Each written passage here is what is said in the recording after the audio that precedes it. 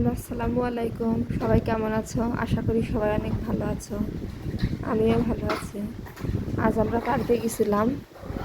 আজকে পার্কে ফুচকার আয়োজন ছিল, সাথে আরও অন্যান্য নাস্তাগুলোও ছিল। পিঠা ছিল, পাকোড়া ছিল, তারপরে কেক ছিল, তরমুজ।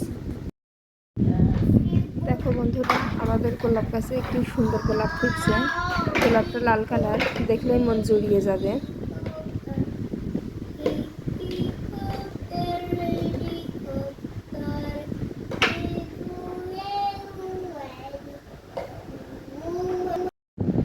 পরে আমরা সন্ধ্যার দিকে পিয়াসাতে গেছি।